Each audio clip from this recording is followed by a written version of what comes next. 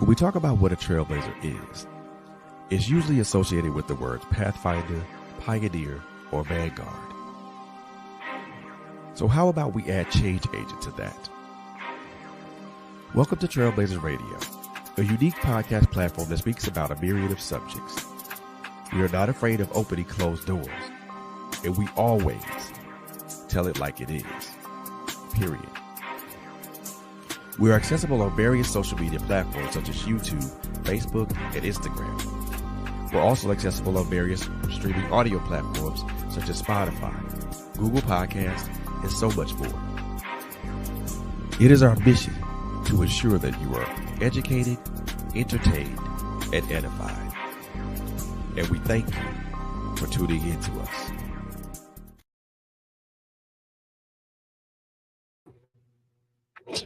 What's up? Good evening, and good evening. Welcome to Man Cave Conversations / the check-in. This is a show where we talk about all things mental health from a male's perspective. I am your host, Mr. Frederick Beatty.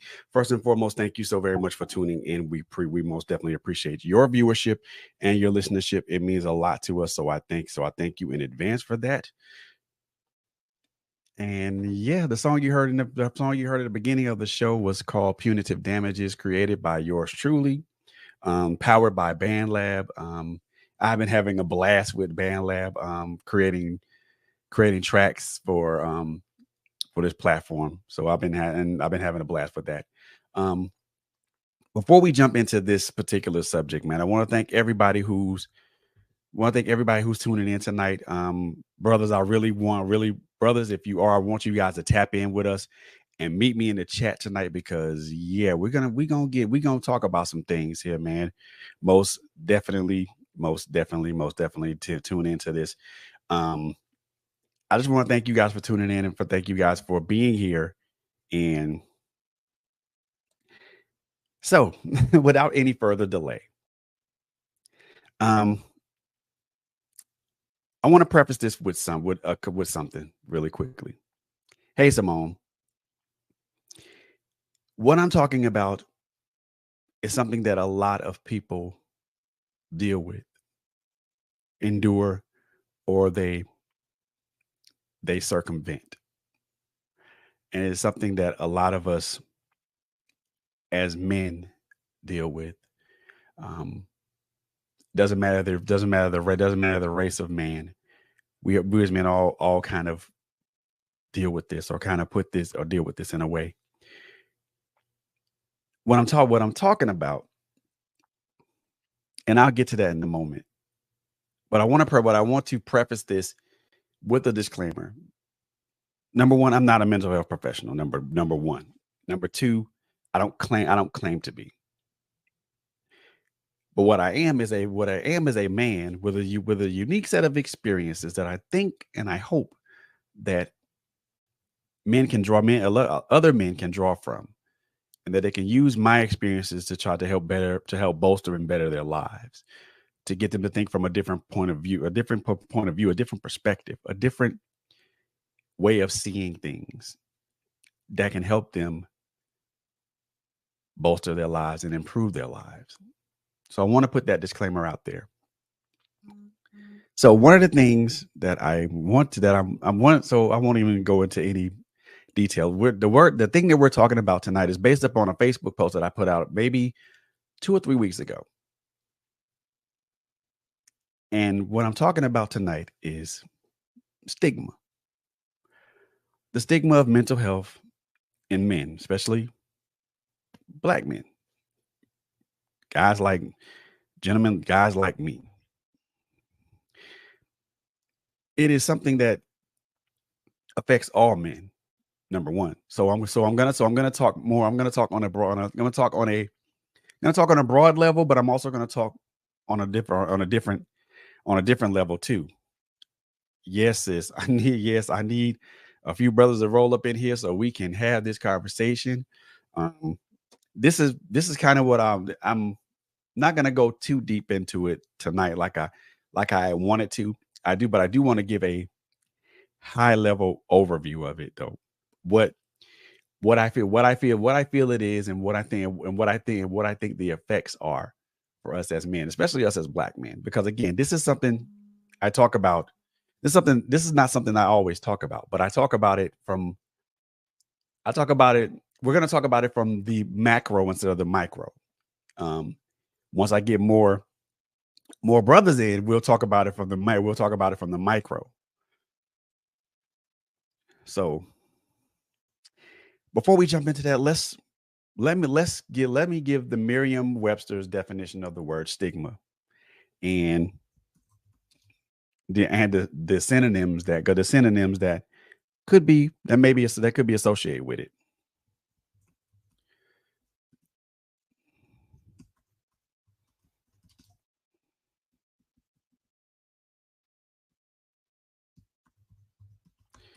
Give me 1 second.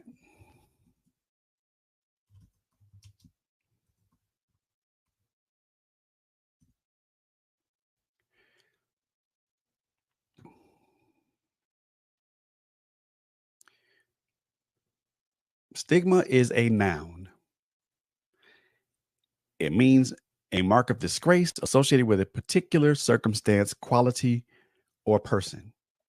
The synonyms that are associated with that can be shame, disgrace, dishonor, um, stain, taint, blot, mark, blemish, brand, slur, smirch, discredit. Those are the synonyms that those are other words that could be associated with stigma. But I think it goes a little bit deeper than that. And I'm going to say that this is going to be a hard pill to swallow for a lot of people, men and women included, because I think if we're going to talk about something like this, something that's so broad as stigma, I think we need to kind of narrow it down. I feel that it needs to be narrowed down just a little bit from in certain aspects. And I'll talk about those aspects here shortly, but I want to say this, that the stigma that is associated with when it comes to mental health and us as men, black, it doesn't matter the race of man, black, white, um, Asian, whatever. There's this large stigma that comes with this for mental health in men. This stigma comes from, and I this stigma comes from a long period, and a being lack of not being taught how to embrace, acknowledge, and understand our emotions as men. I said this in a podcast before. We were never taught as men how to embrace our emotions, um, how to understand our emotions, how to acknowledge our emotions, how to understand our emotions. We were taught to internalize. We were taught to internalize. We were taught to keep it all inside, keep it all bottled up, keep it all where it needs to be, which is, well, not where it needs to be. We were taught this. We were most definitely taught this. It also stems from the negative way that we as men view our emotions. We view our emotions in a very, very negative and very, very, very negative way. Very, and I think in a negative way, I can also say a dishonest way, because we do view our emotions. We don't look at our emotions honestly. We do look at them dishonestly, and there's this large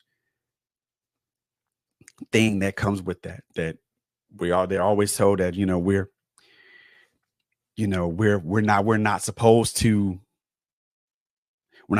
to show these emotions. We're not supposed to let these strong emotions that we feel out.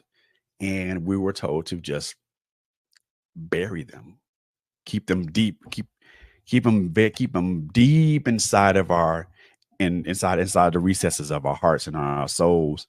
And yeah, that causes a lot of pain. And like I said, way that we as men who were taught, we were always taught to just like, nah, we're not gonna do that. We're not gonna we're not there's no crying here. There's no emotions here. There's no you're not gonna shed a tear here or none of that. You're not gonna shed a tear here, none of that stuff. There's no need for that. You're not doing that. And we look at other men when they display when they display strong emotions such as sadness, depression, and things of that nature. Other men look at other men and they look at other men with disdain.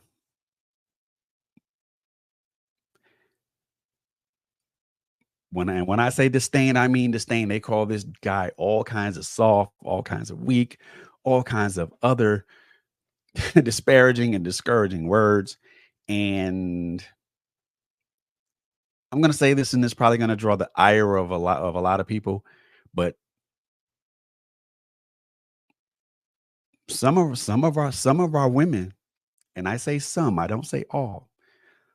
Some of our women don't make it no better, don't make it any better. And again, I'm not saying that phrase to be argumentative. I'm not saying that phrase to be to be divisive. I'm not saying that phrase to say to start any type of strong debate. Though if you though we though if there if you want to debate, we can most definitely debate that in the chat or whatever. But I'm not saying that in any to me to be disparaging in any way, shape, or form. I am saying that because it is factual. Some men, some men look at other men who express their emotions. They look at them as being soft and weak. Some women who look at men who express their emotions look at men as being soft and weak. And there are other things. There are other malfactors that could I could talk about that could go into that because and yes, Kai, yes, Diamond Butterfly, that is true. That is very, very true. Women were taught that men should not be emotional. That's true. But again, that is a narrative that needs to be rewritten, not changed, rewritten.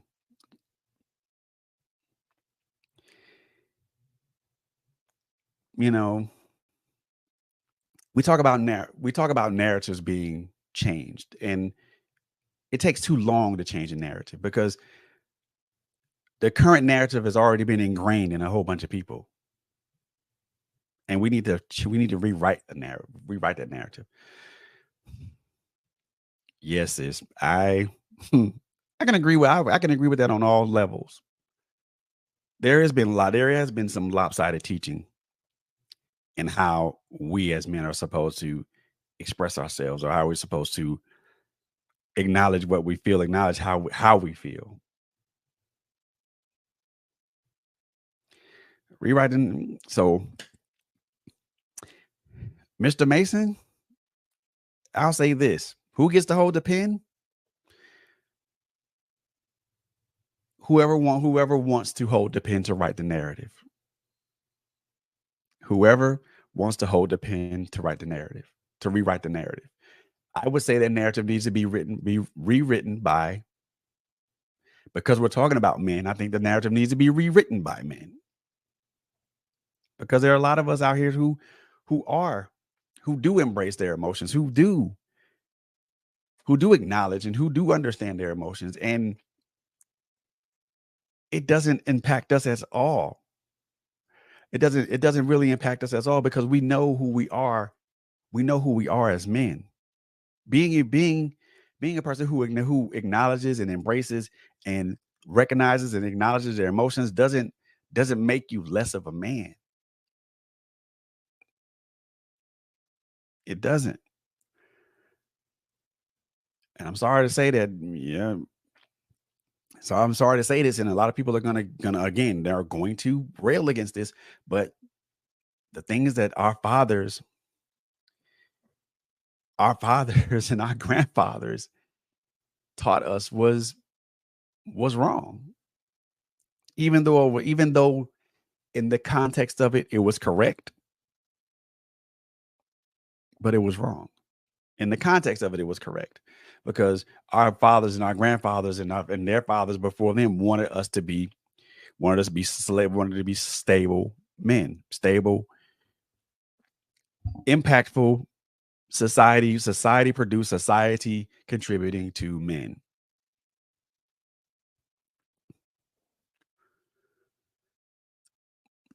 And that is true, sis.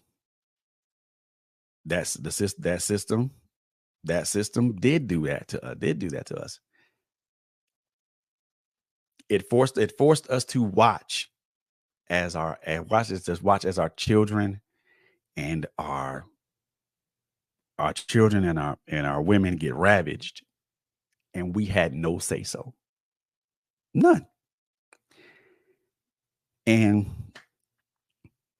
the reason I'm putting all this the thing about stigma out here is one of the things that I want to say is that, like I said, some men who act like they're quote unquote man's man, which to me there's no such term, and some women who look at men that display emotions as weak,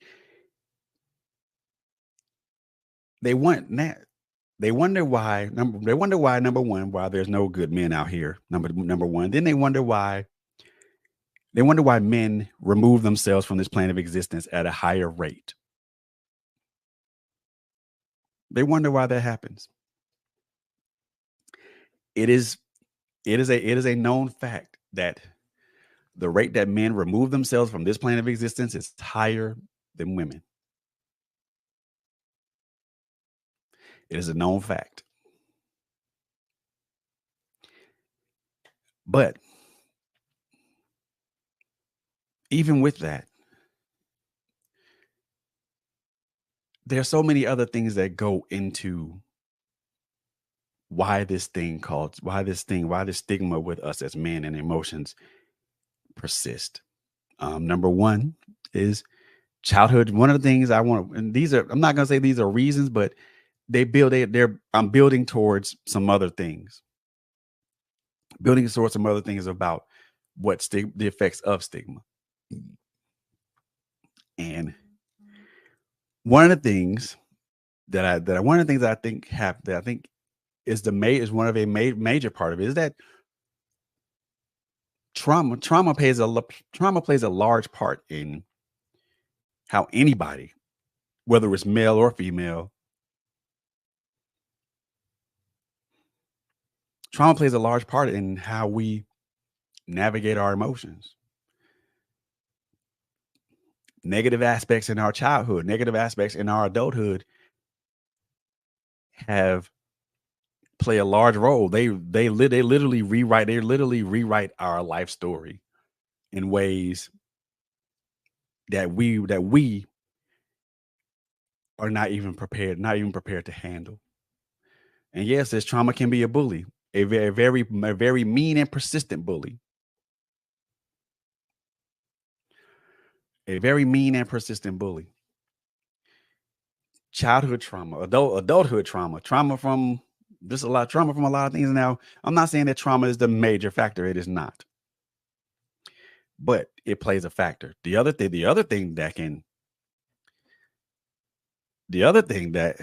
plays a part in it is just how we've been raised, how we as young men and young boys have been raised. I said this in a podcast before. There are so many. There are a lot of social political malfactors that play a part in how we as men have been taught and been raised, how we've been taught in this society, how we've been instructed to handle ourselves in this society. A lot of those social political malfactors with, especially us with black men, from start they start it starts it begins from the slavery days, but it all but it continues past Jim Crow. It also continues past a lot of other things. So many things that have gone against us as black men in this society. And I'm not saying that to be this going to be this is the end all be all of it, because it's not. But these are things that contribute to it. These are things that have added on to it. Always being, always being the target of always being the target of the target of always being the target of racism and um, police harassment and brutality, um, being the being the victim of socio political constructs such as mass incarceration, such as um, the welfare and the welfare system that gave women gave women. And I'm not saying, and again, I'm not saying this to be divisive. I'm saying this because it's it's it's a factual thing. The the Medicaid and the welfare system and Section 8 that gave women the power to have their own, but also exclude the black male from the household. And then we have other factors that come with that too. The Such as this, and I'm not even gonna call it a war. I'm not even gonna call it a conflict. It's this failure for us as black men and black women to get along, to coexist in the same space.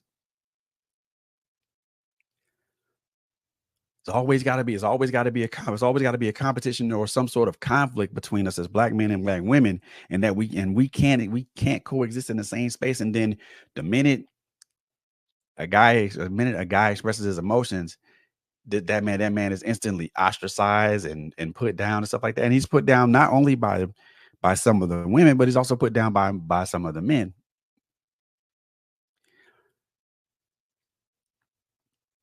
And how can we do that? How do we as men express our emotions when we've been taught to suppress?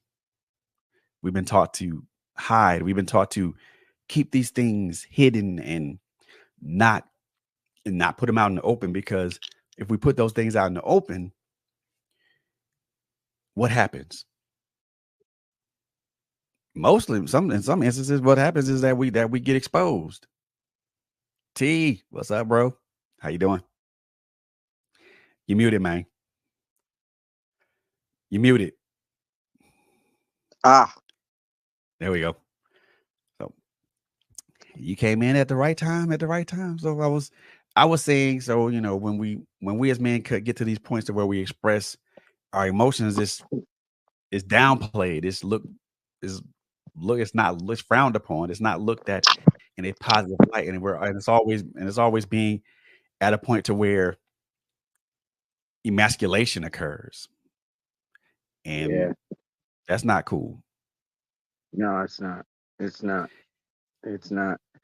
And it's probably a situation um, where it's become routine. There's probably women out there that don't. Hey, Kenyatta. Some women may not even know they're doing it. You know what I mean?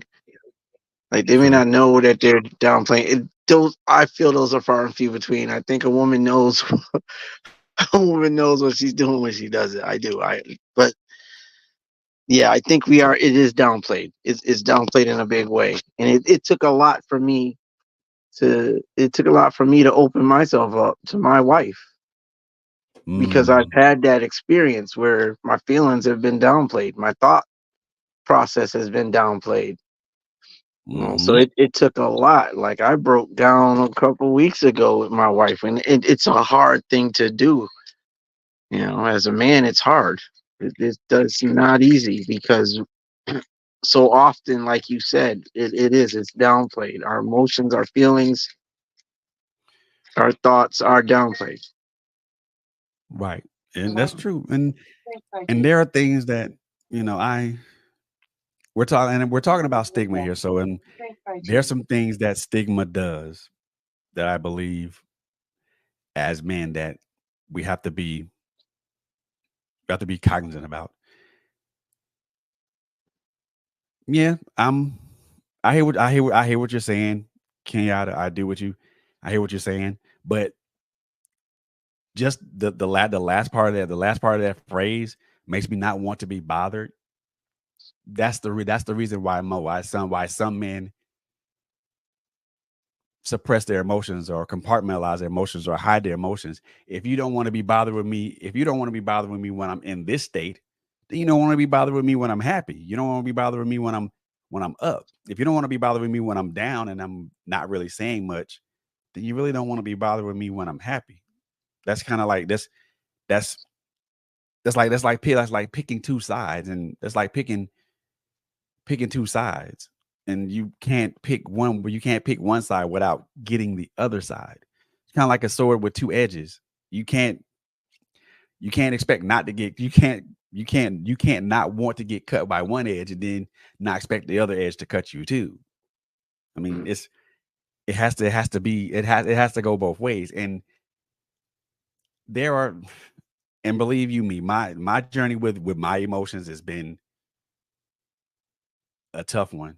And just like, like Tony said, he's broken down in front of his wife. And and the thing of it is that when the stigma that comes with us and emotions is that because we don't there are no play there's no safe harbors for us to dock into when those seas Mhm. get rough. We Nope. can be buffeted, we can be tossed to and fro in that sea of whatever we're going through, and all we want to find is safe harbor. We just want to find a lighthouse and a safe harbor to pull into.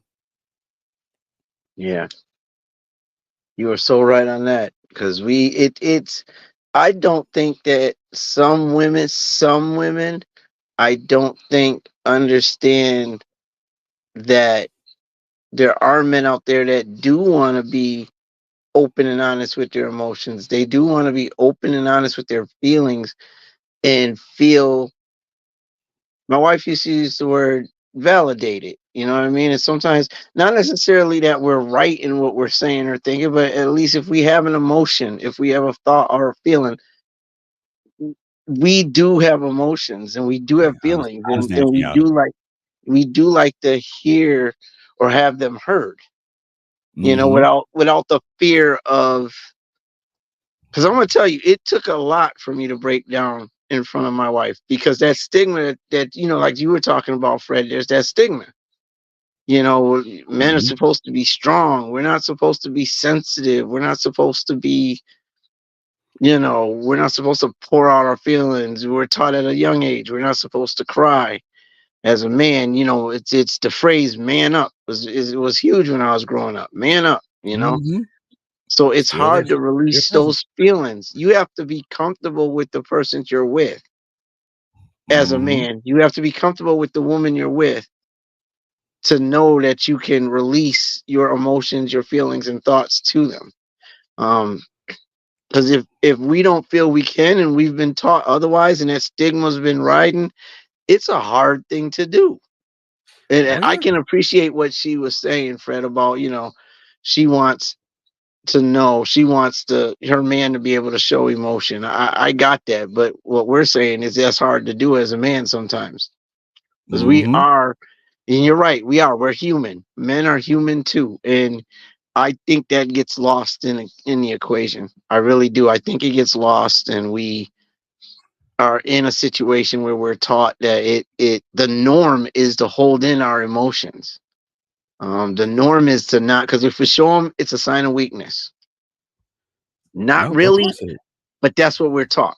And a lot of Oh women yeah. out there have seen it that way. Yeah, I mean, Fred, have you ran into women that have downplayed you because they thought you were too sensitive? Mm, yeah. That's happened. That's happened on more than one occasion. Yeah, And one of the things I just had to do, I just had to I had to shrug it off and kind of like put it to the side because I mean, at the end of the day, at the end of the day, and this is kind of a it's a sad and a cliche thing to say. At the end of the day, I still got to move forward. I still got to do what I got to do as a man to kind of make sure things are the way they are, which which leads me to one of the things that I want to talk about, that I want to briefly talk about what stigma does to an individual, especially as a to a man. One of the things that I wanted, one of the things, one this is number one. Stigma carries weight. It does. What do I mean? What do I mean by that? Fred, what are you talking about? What you mean by that? Why is that? Stigma carries weight because especially when, and before I even go any further, I want to I'm prefacing this part of it based upon someone a good friend of mine that I've known for quite some time. Um, she lost she she lost her husband because he removed himself from this plane of existence. And there's a weight that stigma carries on it, especially when we're talking, especially when family and or friends ridicule you for not trying harder to overcome your struggles and your problems, even though you know you're giving it your very very best to do so. You're And they don't acknowledge the fact that you're human just as them, or they suggest that you're a man, you're supposed to deal with this, you're supposed to handle all this, and if you don't do it, if you don't handle it the way a quote unquote man should, you're weak. And so Hmm. stigma carries weight.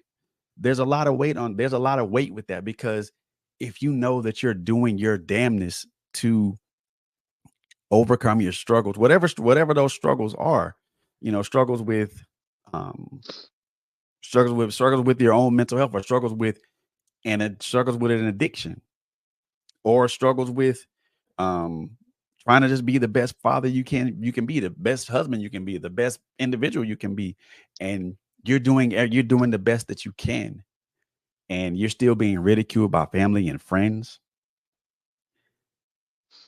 There's a weight that's attached to that. Every time you hear someone says that you're a failure, every time you hear someone say that, when you if you if you find yourself at a weak moment and you want to break down and you want to cry, or you just want to have a moment to yourself to where you can just take a few deep breaths and be like, oh God, I just want this to get better. Hmm. Even when you're doing your best, and people and your family and friends ridicule you, and people kick you to the curb because of that, that's weight. And that's weight that's more weight that's already on top of already encumbered shoulders. I just I don't know, man. I feel that that's one of the things that we as men, that we carry that weight, because, and I've look, I'm gonna be honest, I've carried that weight of doing the best that I could, doing the very best that I could to get all my ducks in a row, to try to get everything that I was trying to get handled, fixed, taken care of. And it was still self-destructing around me, even though I was doing my best to try to plug the holes in the dam.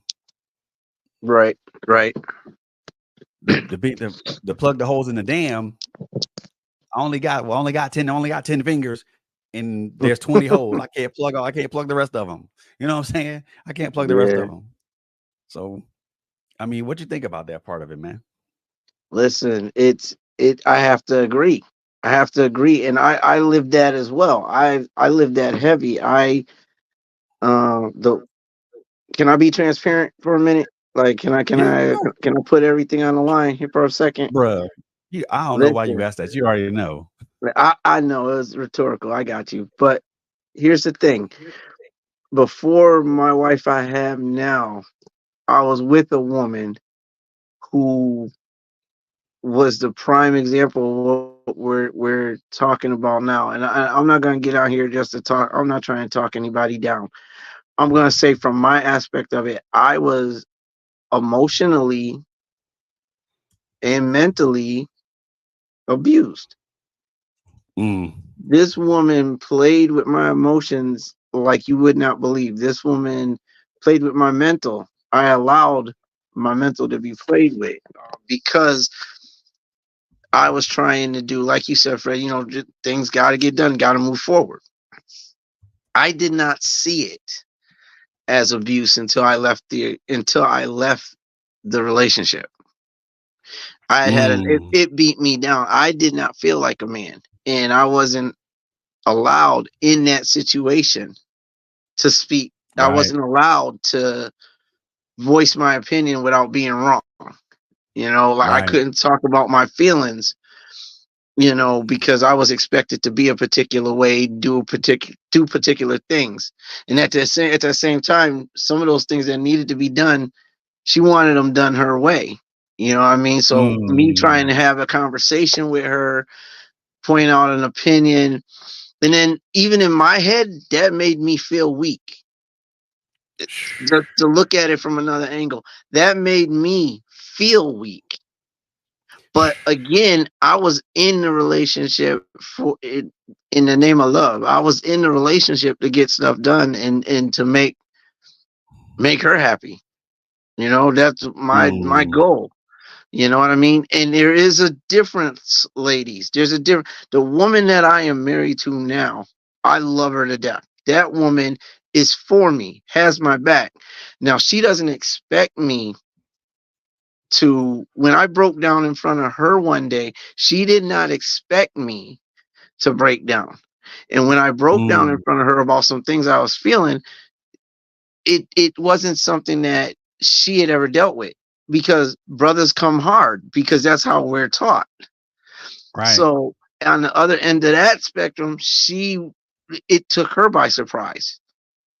And that says something. You know what I mean? That says a lot. But I've been there, done that. Like I traveled that road.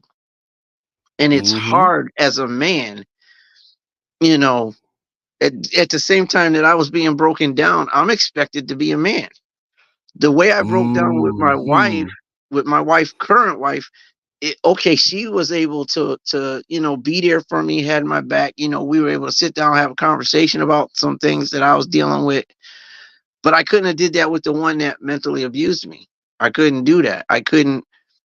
I would have been looked at like I had five heads, and there was something definitely wrong with me, and I knew that. So I never really voiced my opinion like that. I did, but I didn't. You know what I'm saying? Like I felt like I was in a catch-22. I was in a trap of sorts, and Oh it's yeah. hard.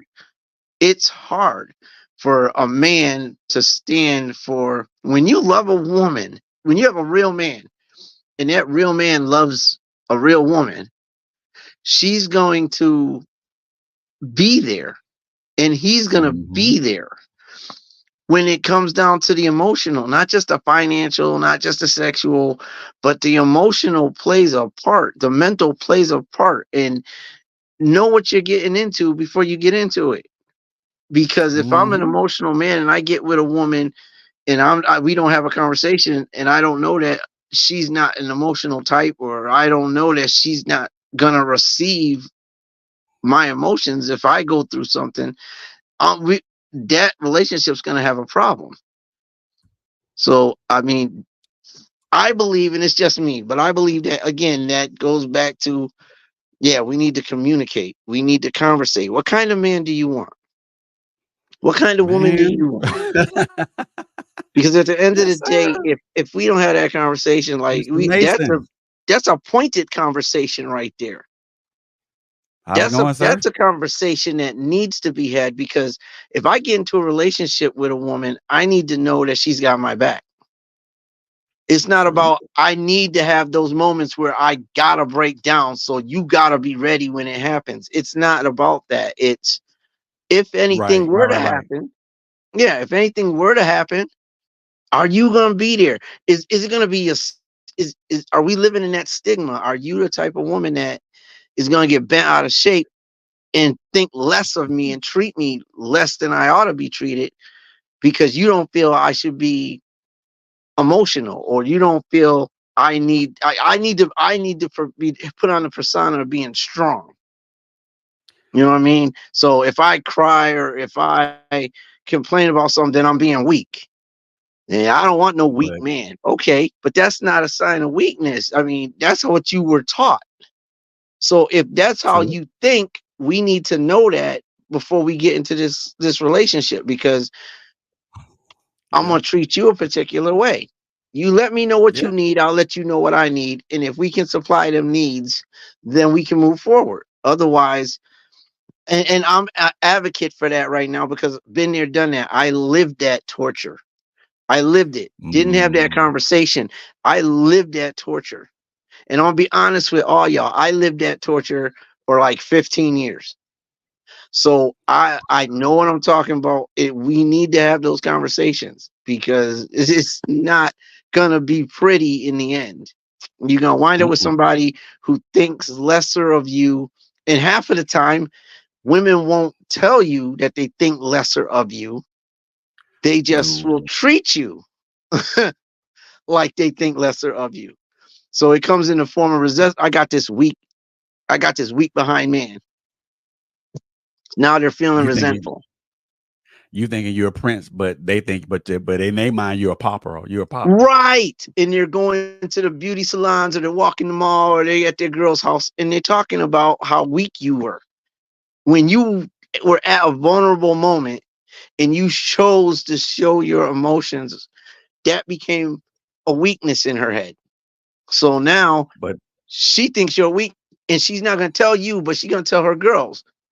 He's weak. oh, dude, Next thing you know, because you're weak, because she thinks but you're weak, now she's going to get with the next dude while she's but still see, with but you. dudes do the same. The dudes do the same. Dudes do the same thing that girls do. We They do do. that. Women. We We do. but the funny thing, the thing about it is, we do it way bad. We do it way worse. Way way Now I worse. need you to elaborate on that part for me, boss, because like I know we do women bad. I'm an advocate for women. Anybody that knows me knows that. Like I'm about to write a book. My lips are God's ears. I'm about to write a book about it. I'm gonna do my what's his name, Steve Harvey impression when it comes to a book. I'm about to write one. Men can be really doggish to women. But they We've could be got. I but we feel we doggish to got but we that on dog each lock. other. Yeah, we. I think we have that on lock. But But that's not the we dog each other out conversation. way worse. Oh yeah, Way worse. but I mean, the we call it conversation. But the topic, though, boss. The topic is that men men are treated in a particular way because we're considered weak if we show emotion. For mhm. me, I think women do show their emotions for the most part. I think at least 7 out of 10 women do show you how they feel. 7%. They tell you how they feel. Yeah. I feel you on that, boss. I do. I Mr. I I Mason. don't I don't think we know how to handle it half the time like them. I don't think we always know how to handle it. But then again, I think a lot of men nowadays, they come into a relationship like I'm the head, I'm the boss, I'm this, I'm that. So they Mm, focus on that aspect of it. And when a woman is sensitive, I think, in all honesty, I think men expect women to be. I think women's men sometimes expect women to be sensitive. I honestly mm, do, mm. and that's why they treat them like they do half the time. Okay, so yeah, off topic real quick, and I want both of you guys to see if they answer this question. Off topic real quick because you just said something about men come walking in being the head, bro. What makes you think you gonna be the head and you ain't earned that title yet? Thank you, thank you, thank you, You thank ain't the you, head if you ain't earned that damn title. thank you, You can't walk into a situation thinking you the king of the castle and you ain't been properly christened and crowned and coronated. bro. What's Talk wrong with that. that? What's Come wrong on with now, that? tell it, You can't tell walk. it. No. If you think you're gonna be, if you're a dude, I hate to say this, if you one of them dudes that think that way, I need you to rethink your whole frame of mind because you walk into a situation like that with a woman, with a woman, and you thinking you gonna be the head. No, sir. No, sir. You gotta, just like she has to earn, just like she gotta earn the thing to be your wife, you gotta earn the thing to be her husband. You can't walk Come into and on. be like, boom, I'm the HNIC. No, it don't work that way, man. It doesn't Thank work you. that way. Thank you. How See, I love you you. can't I walk into love a you, bro. situation not earn that spot. You have to If earn that spot, man. You have to. Right now, you got dudes that are dating women and they're treating them like, okay, you ain't, where's my dinner? You know, or you know I'm expecting X, Y, and Z. Why ain't you delivering when it comes to certain little things inside the house or whatever? But the thing is, dog, you ain't even married to her. So why are you treating her? Why are you treating her like you the king of the castle? Y'all don't have a castle that you share yet. She's not obligated to you till you put a ring on it. And even then, like, oh my goodness, Lord, you I still thank gotta you. earn it. You gotta earn that. Come on. You gotta earn it. Can I They don't. chime They in here, don't. gentlemen? By Come all on in means. here. Come on in here, Mr. Mason. Come on in here. Sure. I'll say a little bit and I'll get out the way. Well, good afternoon, gentlemen. Good evening, everyone. Yes, So sir. just to, I guess, to weigh in. I mean, this is a great topic for us to really dissect, and definitely appreciate you allowing me on here to say a little bit. But what I'll say is this: that um, undoing undoing that stigma, and I'm a firm believer that it is institutionalized. It's woven into the into the fabric of the constitutions and the laws that be, and even perpetuated in some of the shows we watch. Like when you look at, for example, like paternity court, it's eighty Oh percent man. black folks. It's like we are, and then we watch those shows. We watch and we see what's going on. It doesn't outrage us. It's just kind of like we just want to know if they're the father or not, or things like that. And we are celebrating our own demise. And so we are watching um, people, hurt people who hurt people on national TV. You know what I mean? And so I really feel like when it comes to getting this weight off our shoulders, we have to first believe ourselves that, this is the problem. Because some people don't believe that. And we were talking about how men come in thinking they're the man. We have literally worn trauma as a badge, as now the world owes us something. And we look to the next, to our left or to our right, we see this woman and we say, well, this woman owes me something based on what I went through, based on the traumas that I've been through. Now you owe me, as if Mm, it's their response to pay reparations for the things you went through that you refuse to heal from, that you mm, refuse to seek out therapy and things like that. Even our response to therapy, it shows that we have a problem because people say, well, you don't need therapy. You're a man. Just suck it up and things like. There's people who are paid to help you work through, to help you overcome, and all these things. mm, And we turn a blind ear to it because the trauma that we wear as a badge tells us that we don't need nobody. We don't need nothing. And then some of our women, as we said, some of our women have furthered that conversation, unfortunately, to the point where they're believing the hype along with us. And so when we fall off, they fall off too. Because, mhm, we were big and bad at some point and they believed it and they gave us what we felt we were owed. And sometimes not so much, but we would move on to the next person who would do so. And so mhm, it goes back to, if we're going to heal and we're going to overcome trauma, we have to understand that the stigmas that are attached to those things are a problem. As long as we don't see them as a problem, then we feel like the way we act and the way that we carry on is a solution.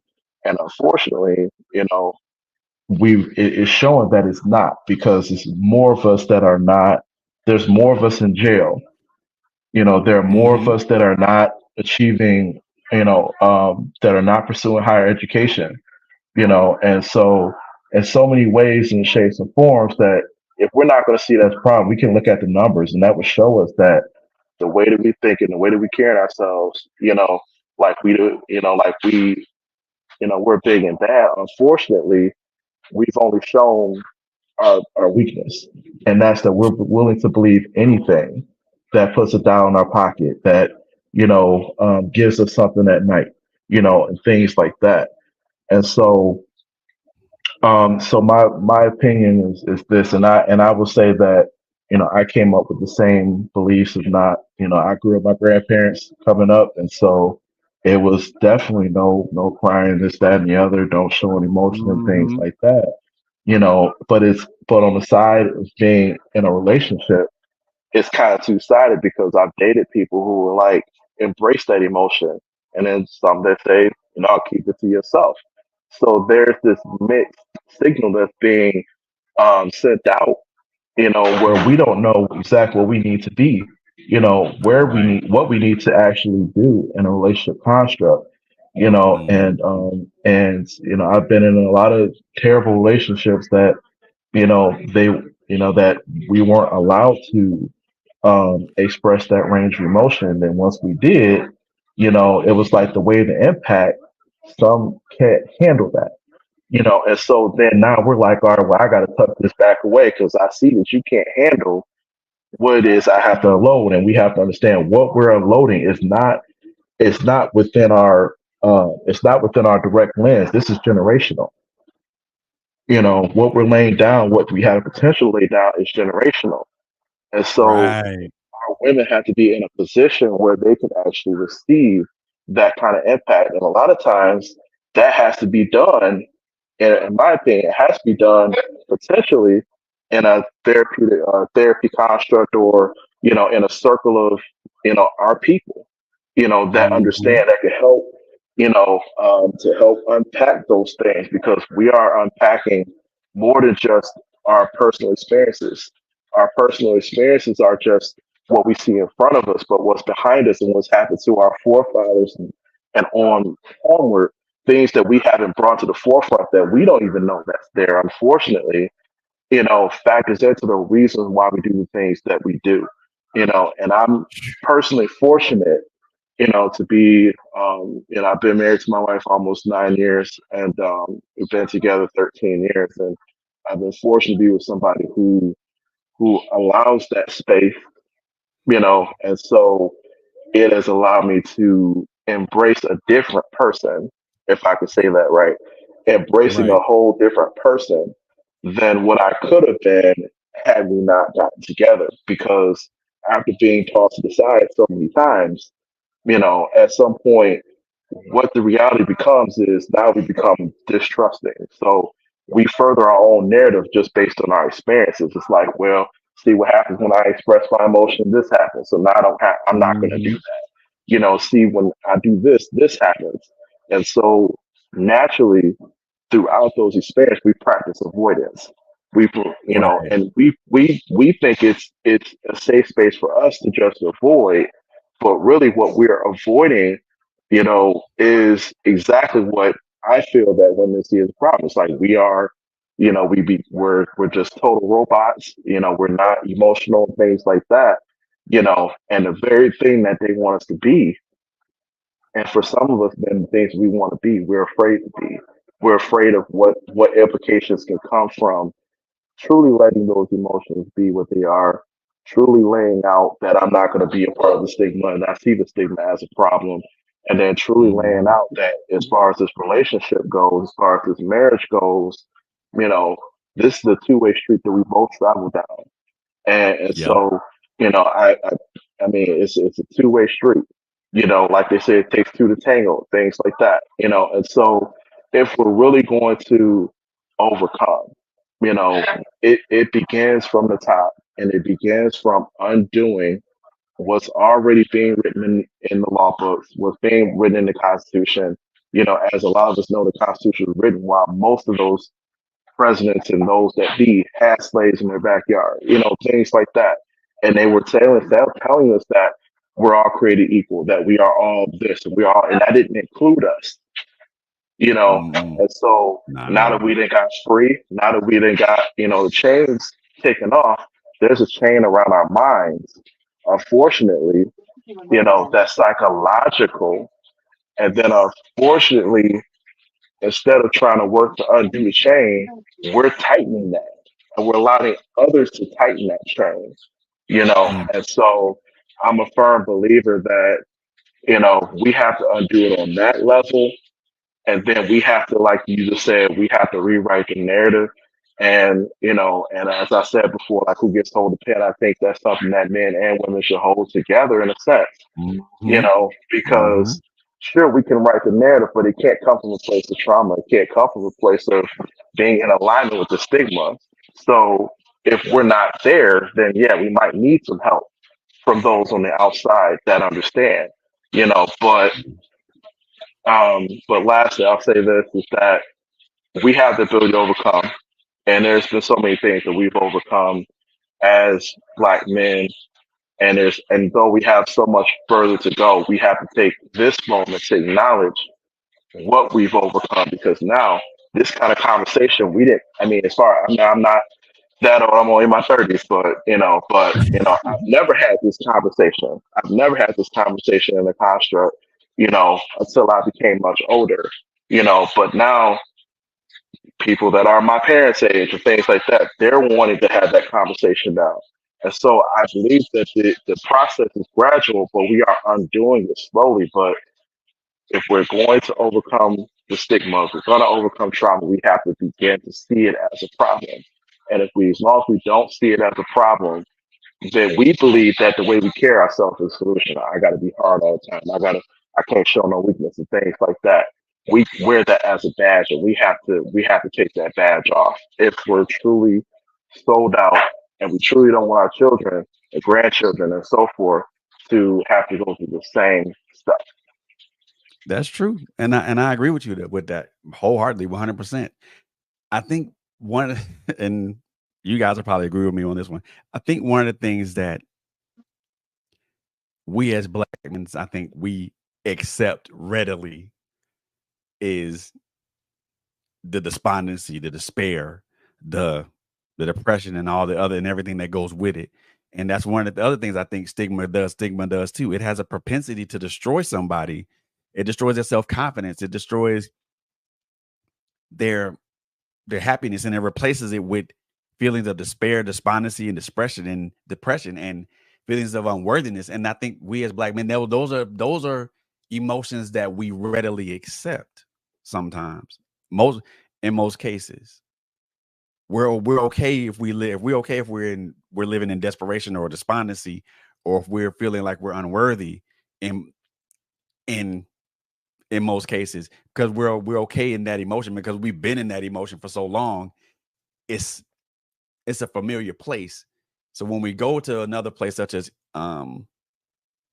elation and happiness, it's unfamiliar territory. It's like we in a whole different place, and we don't know how to deal with this, and we don't know how to act with that. And I think we've been in those places, those desperate, those despondent, and those unworthy places for so long. It's like, and I say it from my own personal experience because I mean, I ain't gonna lie. I pitched a couple of tents in those emotions. I built a whole house in those emotions. So I'm not gonna front about that. I built a house in unworthiness. I built a house and I've added desperation. I've added despondency and depression as add-ons to that house. And to see how big that house was, and to walk around in it, made me really put me in a way that I was like, well, gee, well, dang, I don't know if I want to live in this particular house because it's always doom and gloom, and the shades are always pulled. The shades are always pulled back. It's always pitch dark in here. There's no sunlight in here. There's no light. There's nowhere. There's nothing that light touches. And I don't know. I mean, you guys could probably agree with me or not with that. I mean, I know from me, my personal experience, I've built a house in despair. I built a house with a foundation of despair, with the walls of the sheetrock of being of despondency and everything else with depression on top of it, and then unworthiness as a roof. And boom, here's my house. And then I put other add-ons to that, such as sadness, such as and other indifference behind in front of that. on top of that or in it. And I don't know. It makes a very, I don't know. I'm trying to find the right word I can use with that. It makes for a very unhappy is But kind of sort of unhappy would be the wrong. I mean, it would be the right word to use, but I don't think it would describe what I'm thinking at the moment. So I guess I'll I just use think, unhappy. yeah, I mean, I would say, I mean, I've done the same, and unfortunately, it's always population one every time. It's always population one. You build this big house, 4 bedrooms, 4 baths, and it's just you. You know what I mean? And so unfortunately, um, we have part of that's a choice we make, and sometimes some things we accept, but then some things we actually choose, Yeah. and so because it's often easier than dealing with the problem, Uh, and so that goes back to the point that I made earlier is avoidance, and so you don't want to engage in that, you don't want to feel that hurt that you felt in that relationship, and you don't want to, deal with your own, you know, um, like I said, what's in your immediate and your personal expenses. And so, right. there's already that, psychological chain that's trying to keep tightening on us based on what's happened in our past. But what we do right now, what we do at this very moment, or even things that we have done can only loosen or tighten that chain, And so to that, it has to be a choice. And I'm thankful that um, I'm not in that position anymore. But a lot of reasons why I began to pitch that tent is because I entered into relationships with people who were also hurt. Mm. And Hurt people. so Hurt people. they, exactly. So hurt people. And so instead of both of us trying to elevate, you know, just like we make choices, she made choices to stay within that house that we were talking about. She made a Mm. choice and I'm sitting here trying to throw pebbles at the window, trying to get her to come out. You see what I'm saying? I don't have a Right. lock and key to get in, so I'm trying to say only you can come out of it. And there are some women out there, and I say my wife was the one that kind of kept throwing the pebbles out. And eventually, I came out, and you know Right. what? I sold that house, you know, Right. and so we have to get the business of selling that house, and saying and if there is a house that we're gonna have, is the one that we stay in together, the one that we That's choose to buy. And that's that's true. that's what that is what it comes back around to. But it starts with again understanding the way of the trauma because a lot of times we don't understand. We don't understand the generational impact of simply venting that particular emotion and saying, "Well, I feel this particular way." Even if they may not agree, like they may not see you eye to eye, or whatever the situation might be. They may not see it all that way, but if they can appreciate the emotion, then now I'm willing to be in a space where now this is my safe space now because now I could be authentic, you know. And so we have to get to a place where we want and we value authenticity in ourselves, not just in our grind. And so we have to take away what we've been reduced to, which is being not say it's a detractor, but just being a provider, being a loud voice in the house and things like that. We are so much more than that. But when we allow society and even our women, even our culture, whatever those norms might be, to dictate, um, basically who we are when we are so much more, that puts us in a box too. And Mm. so we could choose to stay in that box, and they're building a house for us to stay in. And unfortunately, some of us are okay with that because we see the immediate benefit. Like, oh, this girl is everything I need. Her body's right. She talks to me right, things like that. So we accept that house. But except she's Mm. the one that built it, not you. Y'all didn't build it together. Y'all built that was something built separately, and you chose to go in because she's in there too. And unfortunately, she can kick you out. She won't. It's her house. You know what I mean? And so Right. again, we have to choose what kind of house we're going to build. and we're going to have to choose who's going to be the occupant or occupants inside. And Mm, so, and so that takes us scaling back and really thinking about what it is that we went through, seeking out the help that we need, and then evidencing that and how we choose the people we hang around, the circles that we're involved in, and some of us still hang around hurt people, and then also choosing relationships that will further elevate that narrative and help you to rewrite that narrative. And so you have to be conscientious of when you're building this house, even with a mate, that you still have to be conscientious of who you allow in, and mm, so that goes back to what are we doing and what do we really want, yeah. and and we have to understand who we are as men first of all. That's where it all starts at. If we don't understand who we are, what we're about, our goals, if we stop dreaming, that's a problem. What is our vision?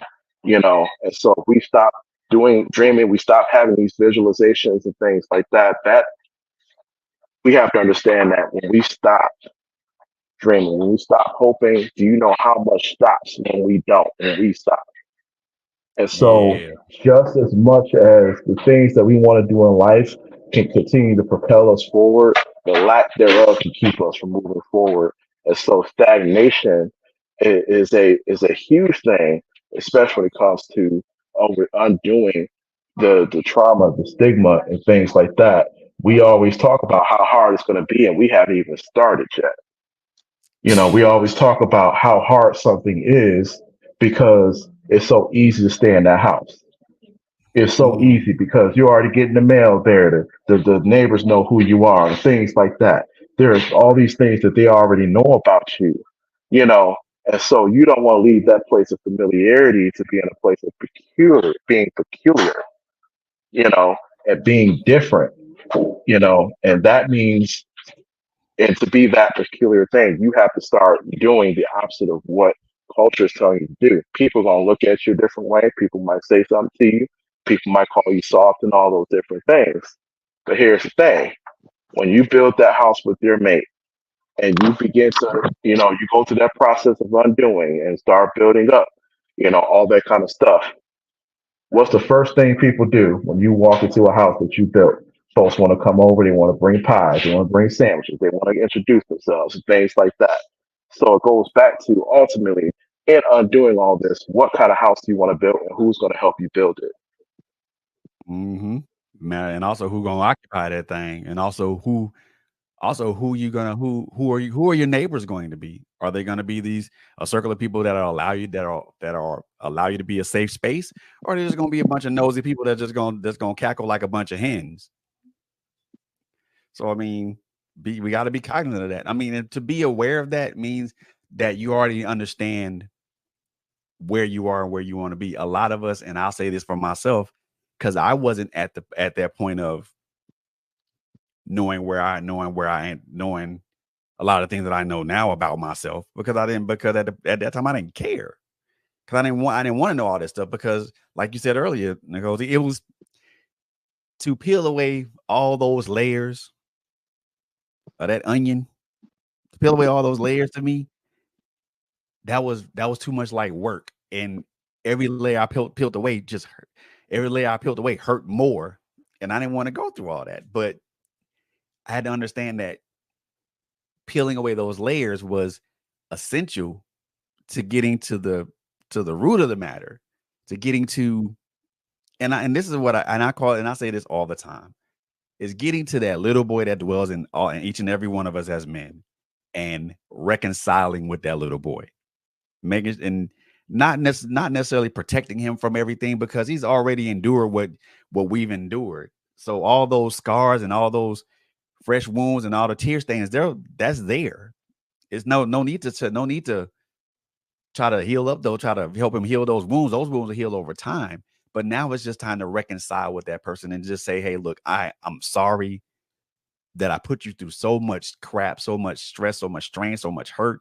And I'm sorry that I exposed you to so many things that I had no idea would bring harm to you, that I didn't know that would force you to put yourself in this defensive posture or put all these layers on top of you or basically or turtle up. So I apologize for doing that. And once you reconcile with that little boy, now you're able to kind of expand yourself out or grow into who I think we should be.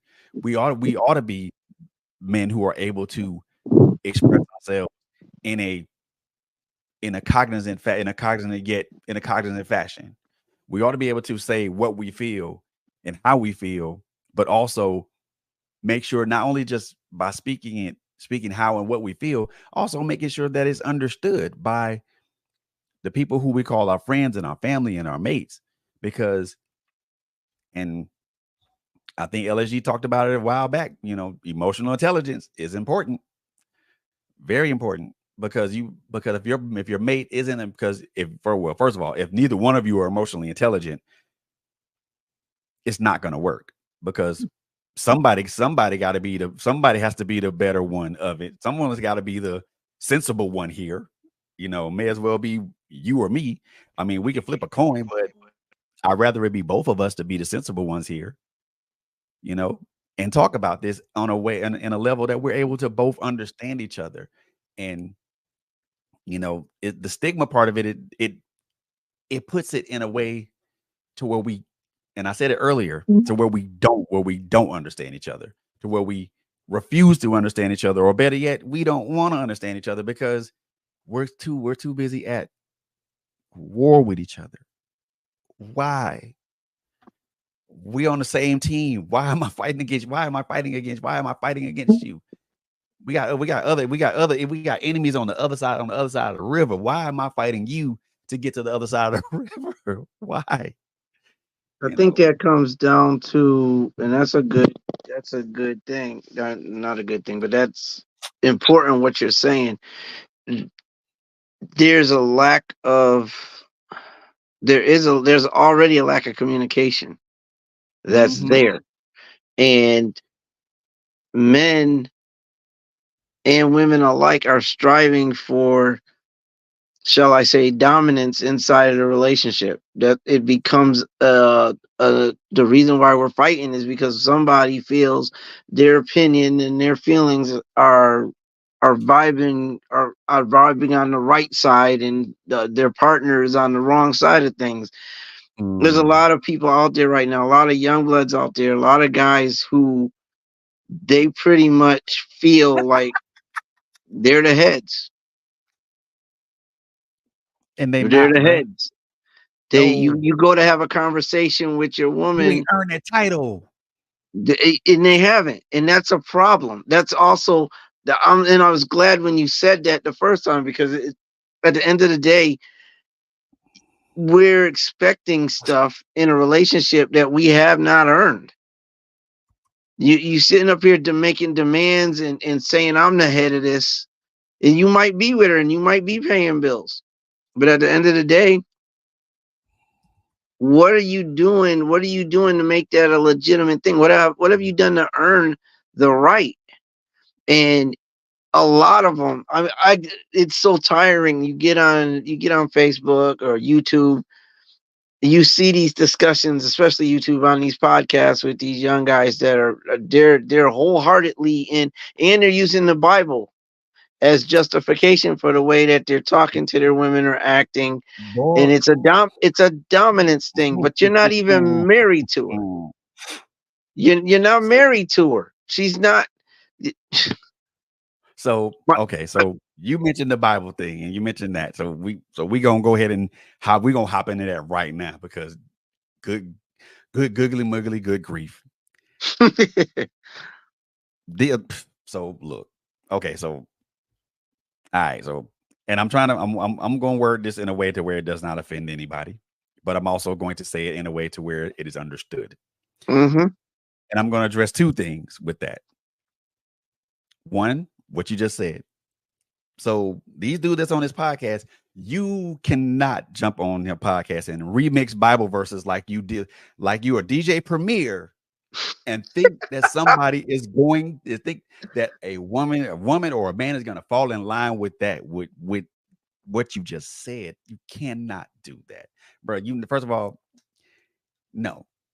If you out here remixing Bible verses like DJ Premier, then what you saying is not factual. It's not accurate. You can't remix a Bible verse and then throw it out here and say that it's law. You can't do that. I'm and I like that. I'm not a biblical scholar or something like that. But I know a remixed Bible verse when I hear it, and it Well, sounds some of like them it's like aren't. Some of the verses aren't necessary, and I agree with you 110%. Some of the verses they're using, however, they're not remixed. They are regurgitated. they're either misinterpreted or they're used with a flip. For example, you can say, you get with a woman and you can be arguing with her and you can be like, well, the Bible says the man is the head of the house.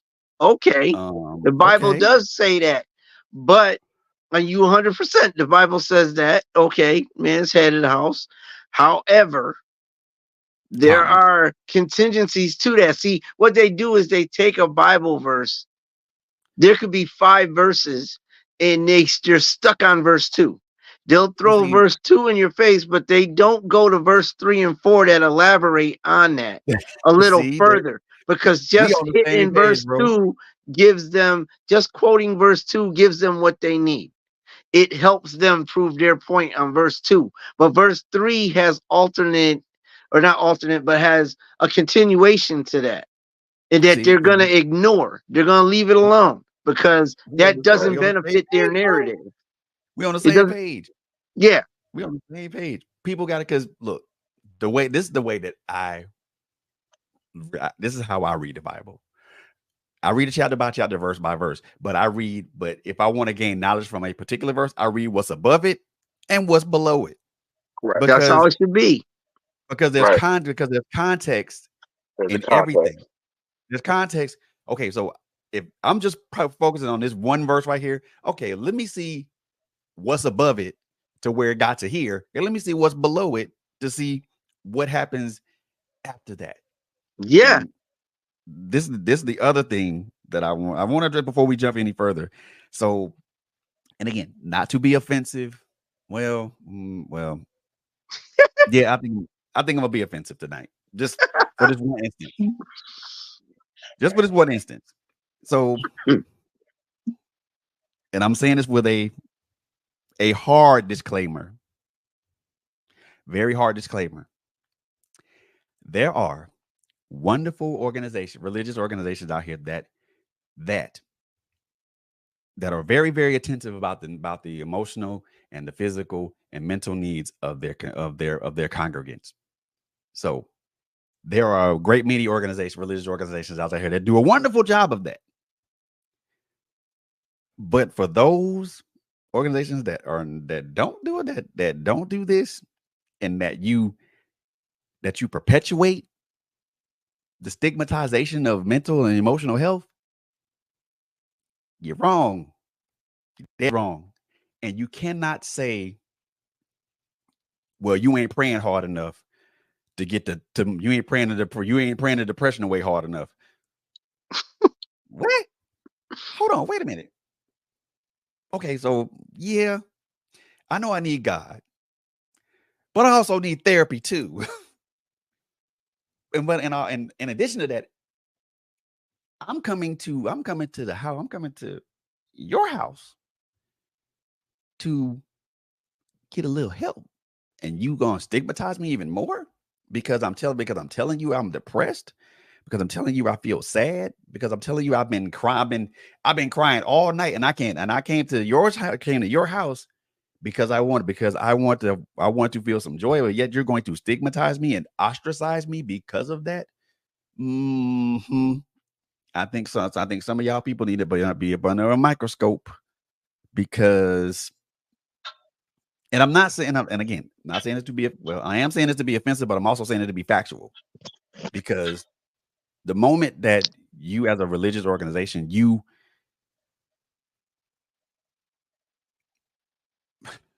trying to find a way to say this and not, and and not be sanctioned by the Holy Episcopal Baptist Catholic coalition. You can't say that you can't tell a person that they're not praying hard enough when they're depressed. You can't say that they're not asking God to take away the depression or help them with the depression. You have no idea what they're praying for. You have no way of knowing what they even petition God for. And you just by looking at them, you can say, well, you ain't prayed hard enough. You have no idea. Why you think my eyes are bloodshot red right now? Because I've been praying all night, asking for God to help me with what I'm going through. Why do you think I came into your house, aka the hospital? I came into your house, which is aka the hospital, aka the emergency room, because I want to be healed, because I want to get healed. I want some sort of assurance from God to say everything's gonna be all right, my child. Just just be cool, be easy, trust and believe in me, calm down, and you cool. But no, you minimize that. You make light of that. You make it seem like what this person's going through is minuscule. And what may be minuscule to you is big to that person. And I'm gonna say this because I think it needs to be said. And this is not to offend, and nor is it to make anybody feel nor to make any religious organization feel small. I'm not. This is not the reason I'm saying this. I'm doing this because I want to bring awareness to this. But when you ignore the signs, and the situations that some of the congregants are going through, especially the men folk in your congregation, because they're not going to talk to you about what's going on with them. They're not going to tell you that they're struggling with trying to find a job. They're not going to tell you that they're having issues with trying to reconnect with their kids. They're not going to tell you that they struggle with addiction or abuse. They're not going to tell you that that they're just having a bad day and they just want to smile. They're not going to tell you that. So you got to coax them to get it out you. But when you minimize it and you ignore it and you don't pay attention to the signs, it makes you just as culpable. Yeah, And unfortunately, I I'm will agree with that too, Yeah. because what it comes from, and it's not all pastors, not all, but there are some pastors that are still roaming the earth unhealed. They want God to touch Mhm. every area of their life except that part that they're comfortable with. That part that they made peace that will never go away. And they'll tell you that you ain't praying hard enough because they haven't got their release yet. They haven't got their healing yet. So how's it possible for you to get yours? You know, and so and going back to what you were talking about in terms of context, the issue is that that's also an avoidance technique. When you use a historical document like the Bible to justify. I mean, we are doing the Mhm. same things that slave masters did hundreds of years ago to justify slavery. We're now doing that same practice to justify how we're carrying around, to justify, being man of the house and all those different things. But the Bible is very clear about how we're supposed to motion, and so, you know, even as a husband myself, there's still guidelines that are required, and unfortunately, when we insert too much of our own feelings into that historical document, we distort the authenticity or discount the authenticity of that historical document. And unfortunately, we end up leading our own house, Mhm. away from the things that we really want. So we really want to be healed. We have to be in a place where we're willing to accept that there's a problem again, as I was saying earlier, and then utilize what God's created. God has created doctors and therapists and things like that for us to be able to utilize. So, our attitude towards mental health has to change. We have to change our attitude uh, towards what the culture basically dictates, that where to be like, and that we have to change what society has reduced us to. And so all these things come back to really finding out what it is that we want out of this life and what it is we want to be, and then who are the people who will be privileged to be able to be a part of that. And so as I was saying, even in building a house, choosing who gets to come in, whether it's for a long time or a short time, Hmm. it's evaluating our circle constantly, not just when something happens, not just at a happenstance when you're in a reflective moment. It's constantly reevaluating that circle, and then also some retrospection to figure out what am I contributing to the circle? Am I a part of the problem? You know, Hmm. and so that's where it all comes back full circle to who are we? And then what are we designed to do? What are we purposed to do? And then what are we doing to achieve that? And so, you know, if we are using biblical, if we're using scripture to turn around and say, well, I'm doing this because the Bible said, there are a lot of things that people will use in the term of, like Ephesians 5, when they talk about what husbands are supposed to do, and folks ain't even married, it doesn't apply. You know what I mean? And so, somebody would say, well, the Bible said a man's the head of the household, so making you a sandwich, and y'all not married. You can't use that. And even if you are married, you Hmm. can't even come across that way. What I mean? There has to be a gentleness and humility, this drive to serve one another consistently, to get to that particular point in time. And so, so I feel um, it's a point of outrage for me when people do those kind of things, because you know it shows that they don't value themselves. First of all, they don't value the sanctity of marriage, and then they don't value who God is. And so I've been under headship of pastors in years past where they said things like that, where you ain't praying hard enough, and God gonna bring your breakthrough if you pray 3 times or whatever and click your heels together. Here come your healing, you know. And so when Wait you a have minute. that kind of We ain't in Kansas, Dorothy.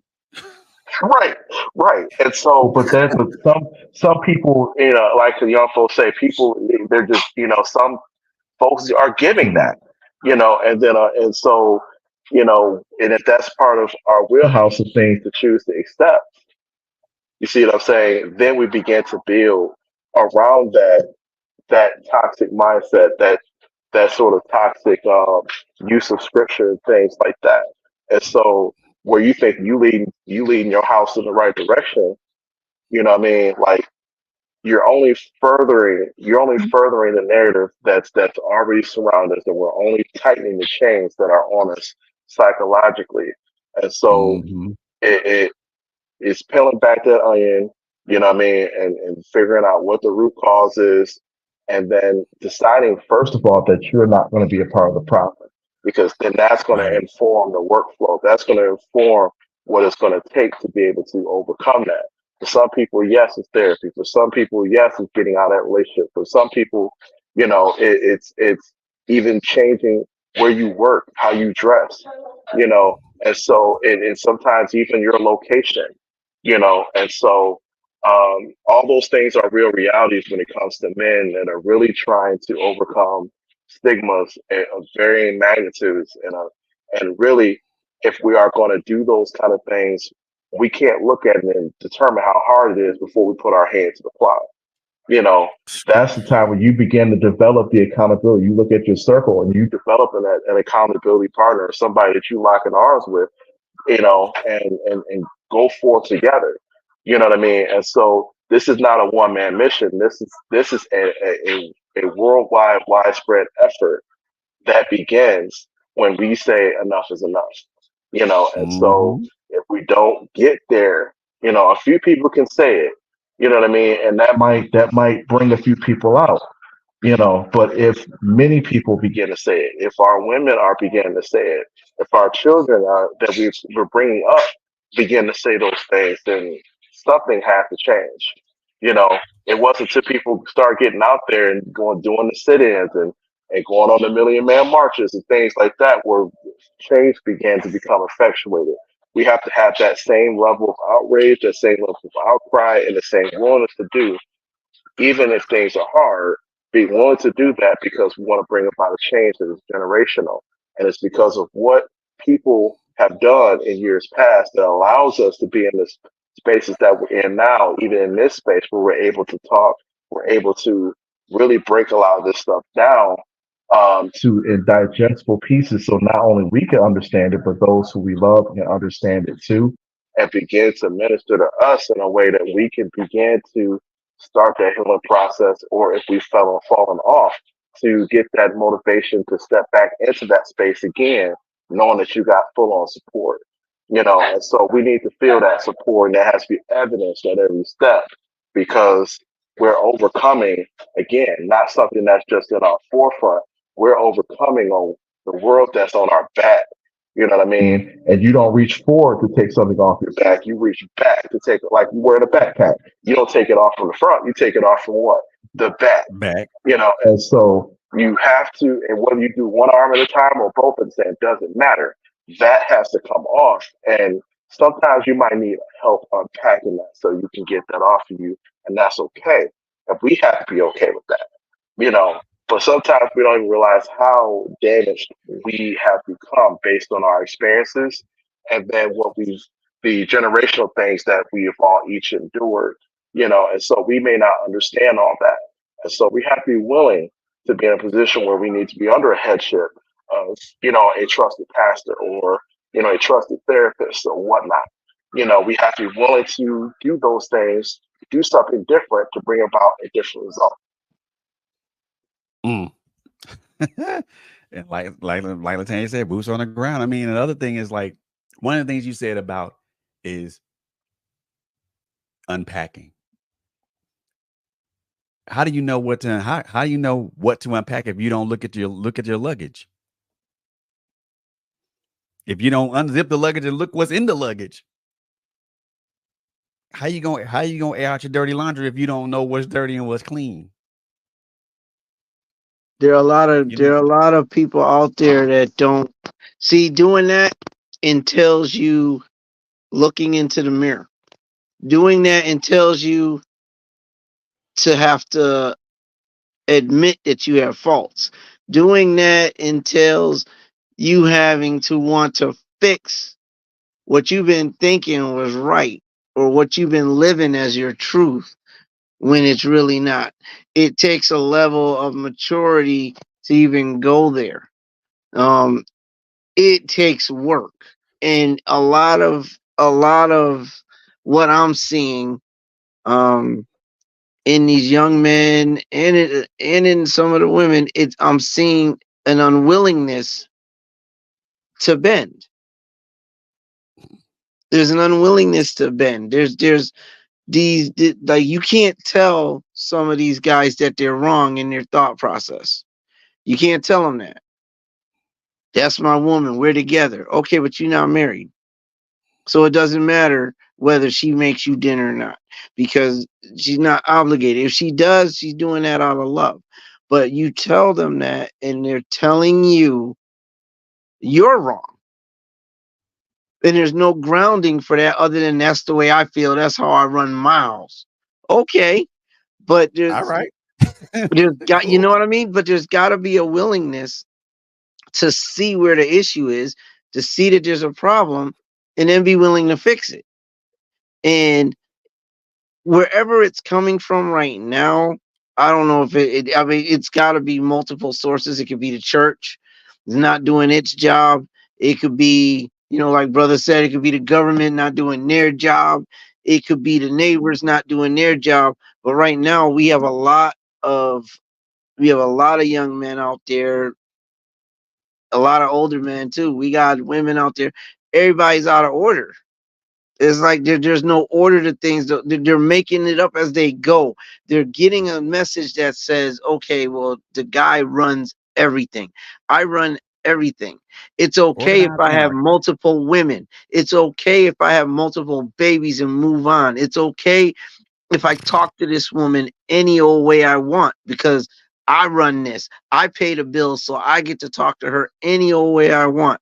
That's what they're doing Mhm. now. And they're coming up with justifications. And when I mention the church or the scriptures, it's because it's not because they're half of them that are using the scriptures aren't even going to church.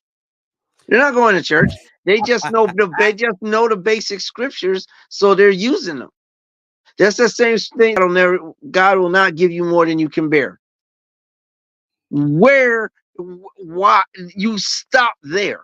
Everybody stops there with that scripture. Read above There's and below more it. to that scripture. It's very specific. It's not Read above and about below it. God's not going to, because if God wasn't going to give us more than we could bear, then we wouldn't be going through half the stuff. We wouldn't be dealing with the depression. We wouldn't be dealing with all the stuff we're dealing with. It's not that he's not going to give us more than we can bear. It's that, but with those things that you have to bear, he'll make a way of escape. He has to do that. And they leave all of that out because it's a feel good generation. So it's like, okay, well, let's make them feel good. So, God, don't worry about it. God's not going to give you more than you can bear. You can get out of this. That's not what the scripture says. Scripture doesn't say Mm. that. But again, it goes back to the, okay, let me read verse 2. But I'm not Read going to go to above and verse below it. 3 and 4. I'm not going to start at verse 1 because 2 is everything that I want to hear. But these, again, going back to it, there has to be a willingness to see where the problems are and then fix them. The individual has to see that there's a problem. When I was talking with my wife and we were going through a particular situation, she had to let me know, we had to have a conversation. And she told me some things that I hadn't thought about or I wasn't paying attention to. So it was up to me to come into the knowledge and the understanding this is not copacetic. Maybe there needs to be a change on my part. If she's correct, I had to analyze myself and what I'm doing. I had to understand where she was at. I had to have a heart for her heart, because I am Mhm. married and my job is supposed to be to protect her heart, not command her heart, not step on her heart. But that's not where these people are going right now. It's not where these brothers are going right now. They want to own everything, they want to control everything, they want to direct everything, and they come off wrong. Now, here's the flip side to that coin. When they do that, women women have a heart as well. Women have feelings as well. So after a while of having their emotions stepped on, because now see they've got a man who, this is my house, Mhm. I run this, I pay this, I supply this, you do what I say. Because they've gone into those relationships and they're in that, now it's, oh really? This is how you feel. We have a breakdown in the relationships now. They don't want to necessarily follow. First of all, if a woman's going to follow a man that's about something. Not only do you follow a man that's about something, but if you're going to follow him, marry him. Be about marrying that man if you're going to be all in. I mean, it's okay to date. I'm not saying don't date. I'm not saying you got to date for 1 or 2 days then jump into marriage. But what I am saying is, again, earn, like you said, Fred, earn what you want in a Mhm. relationship. And I don't think everything that I'm watching right now is telling me that it's all going in the opposite direction. And I understand we can say the church is lacking here. We can say the government's lacking there. We can say the neighbors and the jobs are lacking there. But at the end of the day, how do we fix it? How are we fixing the problem? Because the problem is huge. And it's what I'm seeing. You can get on YouTube and pull up these blogs, or not blogs, but you can pull up all of these shows that talk where these dudes are talking reckless, and they've got total disrespect for women as they're talking to women, on a panel, and they're justifying why they're doing what they're doing and why they're saying what they're saying. They're justifying it. And then the women are arguing back. Now the women are being disrespectful. Why you come on the show, you being all disrespectful? Well, you Because started you're it. coming out of your neck, dude. You're also coming out of your neck. You're making demands on a woman that you're not even married to. You're making demands. You're talking about what your place is, but you haven't earned it. I like how you said that. They have not earned it. Earn that. Heavy is, bro. Heavy is the Earn head it. that Like wears. you up here making demands. And again, and we have a lot of these conversations, but again, it always ends with a question in my head.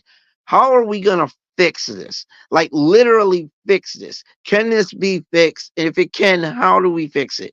Because the churches aren't fixing it right now. The churches, shoot, these dudes are using Bible verses to There, but justify the how ch- they're the the church king of their home. They're the the church head of ain't their home. the They're church is doing that. responsible. The church is So it's responsible, but so the churches aren't going to fix it. We have shows and it, people tune in and they hear it and they have opinions and everything. But how are we going to fix the mindset of the people that are doing this now? Because it's spreading. They now can get on YouTube and any other social platform and they can spew everything they're spewing about how women are disrespectful. Women want to be the heads. And in some instances, that is true. I'm not going to say it's all lies.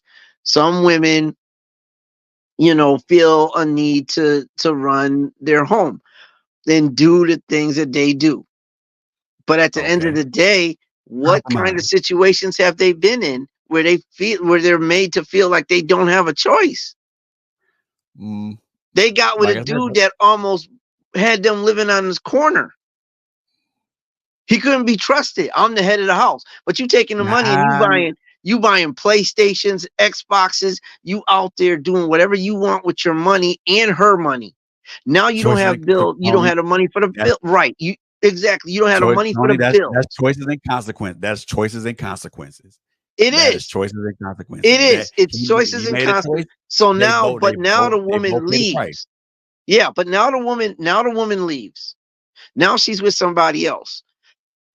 We've already said that there are consequences to certain Yeah, things. There are ramifications. There are stigmas that are yeah. added to things. So now, as far as I'm concerned, like this woman went through hell. It's the same thing that a man does. When we started this conversation, we said, okay, you know, how do we get out of that stigma? And how do we get to show that we have a heart and how can we be sensitive and it be okay because of the That's stigma of being hurt before? But women also go through that, and then they're in a situation where they have to run their house because they've gone in and trusted a man who almost put them in the streets with nothing. So now that's they're in another relationship. So the next dude that they get with, especially if there's no conversation, they're looking to make sure that it doesn't happen again. right. I The get you on woman, that. the woman is like, I'm not letting that happen again. So now she's searching for some type of control herself so that it doesn't happen again. You want to tell me to let you lead, and then you lead me into a ditch. And then But after aren't we? you led me into the ditch, then you're gonna tell me you still want to lead. But aren't we all searching for some modicum of control? Okay, but and this is true because in my house, me and my wife, we work together. We work Right. together. Like it, and she can feel confident in saying if I'm overspending or I'm doing something, she can say that to me. If I Right. go to the left, I can trust her. I'm trusting her to tell me, babe, we're going to the left with this. She'll trust me to be like, babe, we are going to the left. I've told my wife that before when I started concerned with a bill or something. I'm like, babe, how about we don't go in the store and get such and such? But my question I to you like is, to spend money on this, food. Tony. But my question to you is this, Tony. That trust was earned, wasn't it? Exactly. It was earned. There we And go. you're I mean that's all it that was really needs to earned. be said. And that's it. But these dudes are not looking for that. They're not looking for that. There's no trust in these relationships now, which is why everybody's looking for control. And it's not Mm, even partial control, because you're right. Everybody's looking for a little bit of control. That's fine. But when you're trying to control the whole show, that's a problem. nah, Because you're not the only not me. one running the show. You're Exactly. not. These brothers will get with a woman who's solidified. I told my 5-year-old daughter, I said, look, I'm going to teach you. Well, I didn't tell her. I just did it. I'm like, I'm going to fix it so that she has a mindset to have her own place, her own money, which is bank account, a car, and a job. Because I did not want to see her. And this is when I was younger. I did not want to see her get taken advantage of by any other man. Then a man comes in there and she's living with him. She don't have a job. She doesn't have her own money. Now he gets mad. She's got nowhere to go but home, but back to her parents because he done kicked her out. She can't get where she got to go because he done took the car, kicked her out of the car, the whole nine. Like, no, have your own. It's okay if he has his. And if y'all get together and you share, that's cool. But I get it. I I get you, bro. I I get didn't want that. You the fight for control. You are 100% right, Fred. Everybody yeah. wants a piece of control. That's fine, but a piece. Don't try to run the whole show, Yeah. especially when Yeah. you haven't earned it. You ain't even bought a ticket to the show. You just trying to say you own it. So You trying you to got run in a free. show. You got in You free. snuck in the back door of that show talking about you run it. You can't do that. You can't Right. do that. And how do we fix that mindset? That I'm always thinking on that. How do we fix that mindset? And we It's don't going have the Martin Luther Kings anymore. We don't have the Malcolm X's. Who do we um, have teaching our young men that this is not how you treat women? Who do well, we have for women, for female leaders, teaching the females how to deal with their men? well, that's Or that better question, who do we have telling everybody how to communicate? it starts at the bottom, bro. It starts at the bottom. And we gotta get out of here, man, because I most definitely want to replay this again. But oh my gosh, this right here was a very nice bill. Thank you for showing up and coming in, bro. Mr. Mason, I appreciate you for coming in and building with us, bro, man. Man, we gotta have you come back again because I most definitely want to do a part two of this. Um, before I roll up out of here, man, I want to leave y'all with this particular thought. And heavy is the head that wears the crown. Mm, However, you better understand the weight of that crown. mm, tell it. If you want that, you want a crown. If you want a crown, you got to earn it. It's not given to you by nepotism or anything or succession or nothing like that. You want a crown, you earn it. And you can't be king or queen of no castle if you ain't earned that, if you ain't earned the title. Amen. But but the one thing I will say about this, the thing about stigma, this is something that has to be talked about. It needs to be talked about more often because the more we talk about it, the more we talk about it, the more we engage and build, the more we're able to break these things down at a cellular level, and then we can build it back up to where we build. Not only do we build up that person's mind and their emotional mindset, we also we build up this whole person. You know, there's a lot of us walking around here that are not healed and that are not whole. I'm gonna tell you that I ain't nowhere near healed and I ain't nowhere near whole, but I guarantee you I'm on a path to getting there. And as long as I'm on a path to getting there, and I can see it, I can see the light at the end of the tunnel. I'm gonna keep driving toward that light until I reach that light. Mm, I may not reach it in this lifetime, but I guarantee you there gonna be some lessons I'm gonna take along the way that's gonna help me to continue to be a better person. Like I said, I want to thank Mr. T Wade and Mr. Mr. Nkosi Mason for being here tonight, man. Brothers, I appreciate the bill, man. Look, Mr. Mason, your timing was perfect. Yes, sir. Perfect timing. Yes, sir. Perfect timing, sir. Perfect timing. Look, we got to do a part two of this, man. Before we get up out of here, look, I want to tell y'all, thank y'all for being here tonight. Thank y'all so very much for being here tonight and building with us. We are going to do a replay of this.